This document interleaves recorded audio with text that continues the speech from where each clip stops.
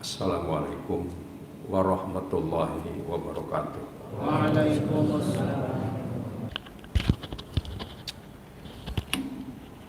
Alhamdulillahirabbil alamin. Wal aqibatu lil muttaqin. Wala udwana illa 'alal zalimin. Asyhadu an la ilaha illallah wahdahu la syarika lah.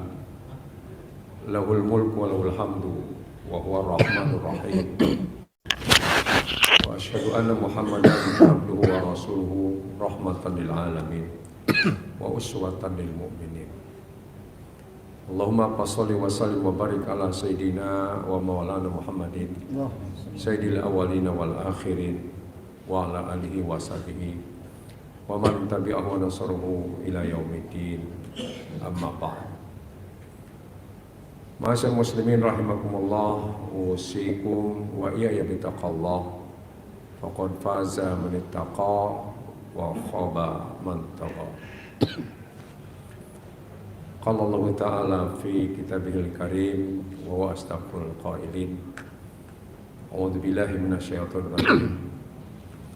Subhanallazi asra bi 'abdihi lailan minal masjidil haram ilal masjidil aqsal ladzi barakna haulahu linuriyahu min ayatina innahu was-sami'ul basir. Shadaqallahul azim wa shadaqa rasulul habibul karim wa nahnu ala dzalika minasyahidin wa syakirin walhamdulillahirabbil alamin.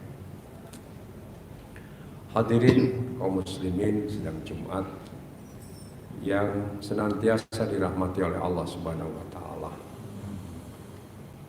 Karena sekarang masih berada dalam bulan Rajab, maka tidak salah dan tidak terlambat juga kalau kita berbicara terkait salah satu mukjizat yang dialami oleh baginda Nabi besar Muhammad SAW, yaitu peristiwa di Isra dan dimirajkannya baginda Nabi besar Muhammad SAW dari Masjidil Haram di Mekah Al-Mukarramah ke Masjidil Aqsa di Palestina, dan dari Masjidil Aqsa kemudian Mi'raj ke Sidratil Muntaha. Dalam perspektif Al-Quran, peristiwa Isra diisyaratkan dalam surat Al-Isra ayat yang pertama yang dalam mukadimah tadi dibaca. Maha suci Allah yang telah memperjalankan hambanya Nabi Muhammad SAW pada satu malam yang sekelilingnya diberkahi. Untuk apa? Linuriyahu min ayatina. Yang paling prinsip adalah dalam rangka Allah memperlihatkan sebagian tanda-tanda kebesarannya, kebesaran kami, kata Allah. Demikian pula peristiwa Mi'raj disyaratkan dalam surat An-Najm. Kalau detailnya dari ayat pertama sampai ayat 20. Tapi di antara ayat tersebut menyatakan walaqad ra'ahu, atau diawali dengan ayat ma kadzabal fuadu ma ra'a afatumarunahu ala ma yara walaqad ra'ahu nazlatan ukhra inda sidratil muntaha indaha jannatul ma'wa. Tidak ada kedustaan dalam diri Rasulullah. Bahwa Rasulullah SAW mengupakan kepada para sahabat, bagaimana pendapat kalian? Yang intinya bagaimana perspektif mereka. Bahwa Rasulullah SAW telah melihat malaikat Jibril dalam waktu yang lain. Sebagian mufassir mengatakan dalam bentuk aslinya. Di mana? Di Sidratil Muntaha, yang di sisinya itu ada surga. Nah, apa itu Sidratil Muntaha? Dalam Al-Quran Sidratil Muntaha itu disebutkan 4 kali. Sidrah dalam berbagai tafsir artinya pohon bidadari, secara jasmani atau rohani, tetapi secara spiritual, secara spiritual Rasulullah mencapai tingkat kearifan yang tertinggi. Dan peristiwa ini 3 tahun menjelang hijrah ke Madinah.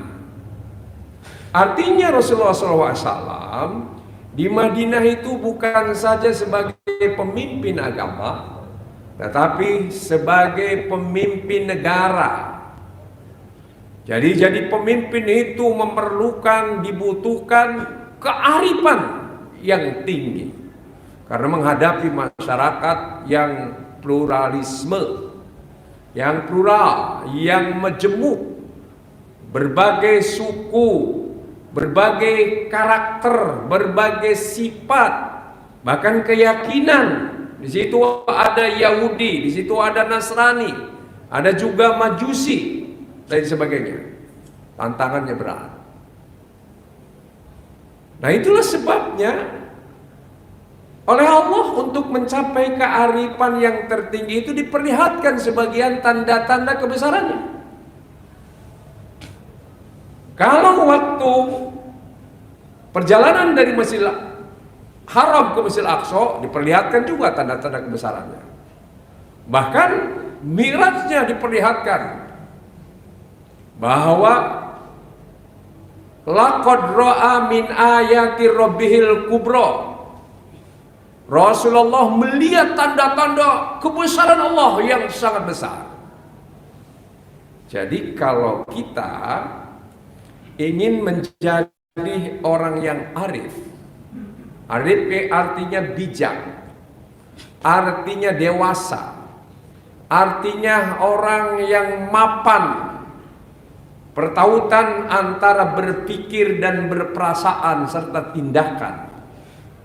Maka Allah menyuruh kita untuk banyak-banyak Isra sendiri.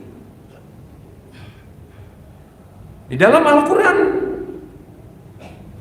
ada beberapa ayat mengatakan kul siru fil ardi. Katakanlah ya Muhammad, siru, jalan-jalan kalian di muka bumi ini. Kalau Rasulullah diperjalankan, kita disuruh jalan sendiri. Siru fil ardi. Di ayat yang katakan fasiru fil ardi, maka hendaklah kalian jalan-jalan di muka bumi ini, jangan cupik kayak katak lewat tempurung. Biasanya kalau orang pengalamannya sedikit merasa paling gede, paling kaya, paling pinter, paling berwibawa, paling populer, paling berkuasa. Ini kalau pengalaman cuma sedikit, itu di mana-mana, makanya disebut cupik kayak katak di bawah tempurung. Kenapa? Karena kurang Isra. Makanya Al-Quran menyatakan siru fil ardi fanzuru, tapi di kala kita jalan-jalan fanzuru, maka hendaklah kalian lihat kaifa kana akibatul mukazzibin, kaifa kana akibatul mujrimin. Kau perhatikan akibat kesudahan orang-orang yang mendustakan tanda-tanda kebesaran Allah. Kau lihat bagaimana akibat kesudahan orang-orang yang melakukan perbuatan dosa. Makanya di dalam Al-Quran yang hanya bisa melihat tanda kebesaran Allah itu hanya orang yang berakal. Kalau orang yang emosi, kerjanya emosi, cupik akhirnya. Contoh, dalam surat Al-Baqarah Allah menyatakan, inna fi khalqis samawati wal ard wa ikhtilafil laili wan nahar wal fulki allati tajri fil bahri bima yanfa'un nas wa ma anjalallahu minas sama'i mim ma'in fa ahya bil arda ba'da mautiha wa bassa fiha min kulli dabatin wa tasrifir riyahi wa sahabi al musakhkhari bainas sama'i wal ard la ayatil liqaumi ya'qilun. Bagi orang yang berakal, sesungguhnya dalam penciptaan langit dan bumi ada tanda kebesaran Allah. Langit itu kekosongan yang tidak ada batas. Ini yang namanya dimensi tempat yang abstrak, nggak kelihatan. Makanya langit nggak ada ujungnya. Kalau biru itu bukan warna langit, hanya sekedar pantulan. Tapi yang sebenarnya tempat yang batin itu al-kholah allazi la nihayatalah, kekosongan yang nggak ada berujung. Tuh. Yang namanya bumi ini seluruh planet yang jumlahnya triliunan, itu tanda kebesaran Allah. Wasi'a kursiyu samawati wal ard, seluruhnya itu adalah kursi Allah meliputi langit dan bumi. Orang yang berakal, makanya orang yang berakal nggak akan menyerupakan Tuhan dengan makhluk. Tuhan dibatasi oleh tempat, ada di aras, ada di langit. Nah itu namanya nggak pakai akal tuh. Allah bisa ditunjuk, itu yang nggak pakai akal. Padahal Allah itu tidak terikat oleh tempat, oleh waktu, oleh jisim, oleh arah, nggak bisa ditunjuk. Tanda kebesaran Allah. Demikian pula yang namanya pergantian siang malam, tanda kebesaran Allah. Bagi orang yang berakal, tahu bahwa malam nggak pernah hilang, siang nggak pernah hilang, kecuali berputar.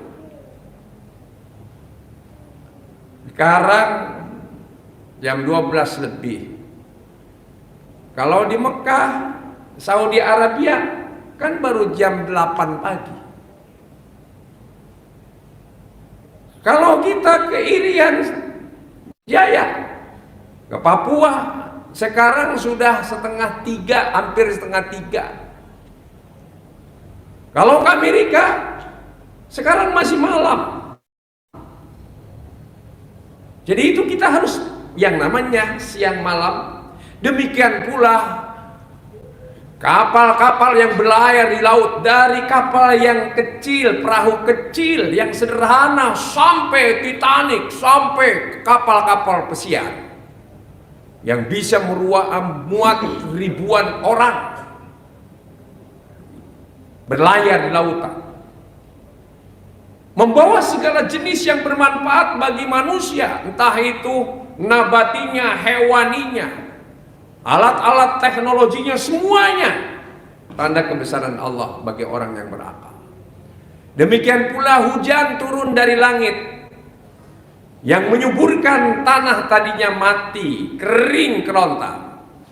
Kemudian akhirnya apa yang terjadi? Semua tumbuh-tumbuhan bisa tumbuh dan menghasilkan buah-buahan yang sangat luar biasa.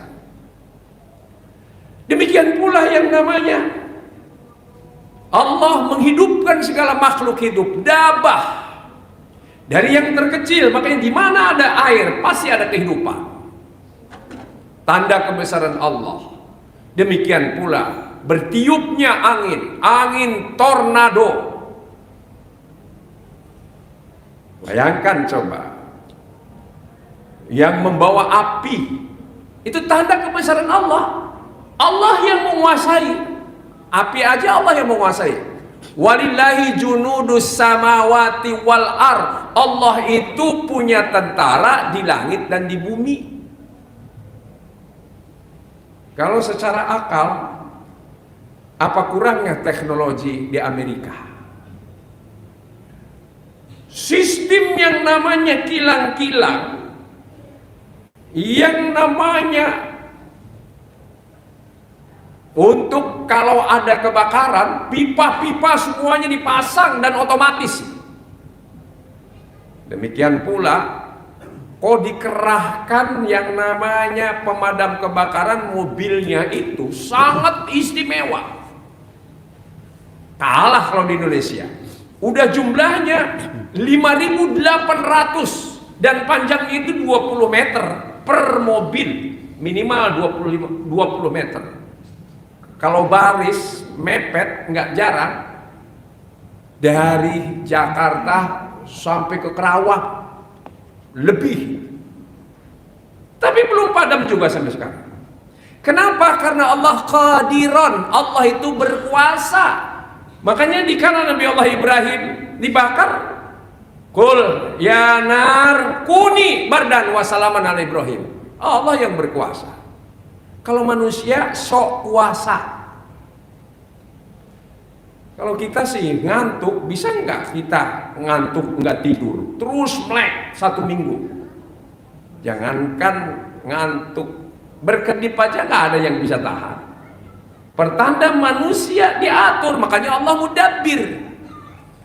Allah itu qadir, berkuasa, manusia sok kuasa. Ini tanda-tanda kebesaran Allah. Termasuk ucapan dari seorang presiden, saya nggak sebutkan namanya karena pasti tahu semuanya, yang mau dilantik nanti tanggal 20. Sehari sebelumnya ngancam kalau itu si Hamas nggak mengeluarkan tahanan militer yang ditahan, tawanan itu nggak dikeluarkan, Gaza akan menjadi neraka. Baru juga ngomong besoknya kebakaran, ini udah seminggu lebih, sudah 10 hari belum padam. Ini tanda kebesaran Allah. Kalau di dalamnya manusianya terbagi 3. Kalau lagi maksiat, tukang maksiat, azab tuh. Kalau orang-orang baik, ya, kalau orang-orang baik, ujian.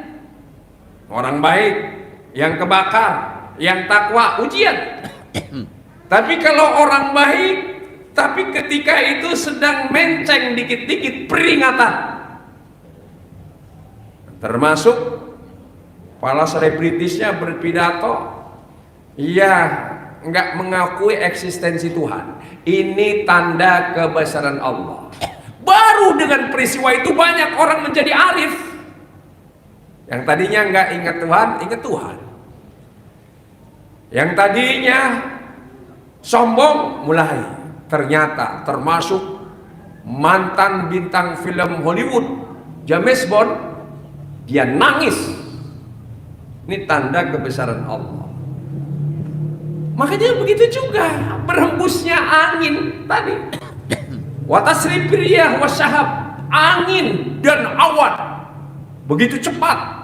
Kecepatannya sampai 140 kilo per jam. Bayangkan coba. Ini pun tanda kebesaran Allah. Cuma bagi orang-orang yang berakal. Nah, karena itu Rasulullah dengan gemblengan langsung diperlihatkan tentang orang yang lidahnya terus dipotong. Kenapa? Itu dikasih tahu. Kita semuanya sejarahnya udah tahu lah. Ada yang berenang di lautan darah. Kenapa? Kita sudah tahu semuanya. Itu tanda kebesaran Allah semuanya. Baik dimensi yang duniawi ataupun ukhrawi. Untuk apa? Mencapai tingkatan kearifan yang tertinggi. Makanya kita harus banyak mi'raj, banyak isra, jalan sendiri. Bagaimana kalau mi'raj? Dalam kalangan para ulama muhaqqiqin dikatakan bahwa as-salatu mi'rajul arifin. Salat itu mi'rajnya orang-orang arif, orang-orang bijak.